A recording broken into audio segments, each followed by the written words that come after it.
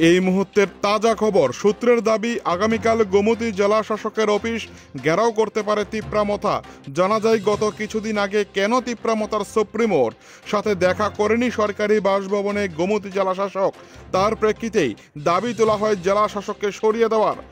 তিপ্রামথা সময় দিয়েছিল মাত্র 96 ঘন্টার, কিন্তু সময়সীমা ইতিমধ্যে অতিক্রম করতেই এবার জেলা শাসকের অফিস ঘেরাও কর্মসূচির সিদ্ধান্ত নিয়েছে মথা। এর ফলেই প্রশাসনের পক্ষ থেকে নেওয়া হচ্ছে জোর প্রস্তুতি।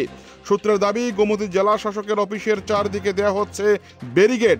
জানা যায় প্রশাসন চূড়ান্ত প্রস্তুতি নিয়েছে আগামীকালকের জন্য। এই মুহূর্তে সব থেকে তাজা খবর গোমতী জেলার। আমার দেশের স্বাদ গন্ধ আমার সবচেয়ে প্রিয়।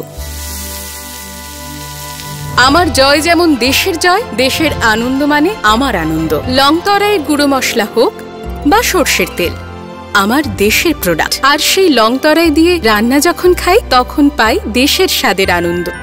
সবার সাথে সেই স্বাদের আনন্দ ভাগ করে নেবার মজাই আলাদা। দেশের স্বাদের আনন্দ লংতরাই। লংতরাই, রান্নায় তোমাকে চাই।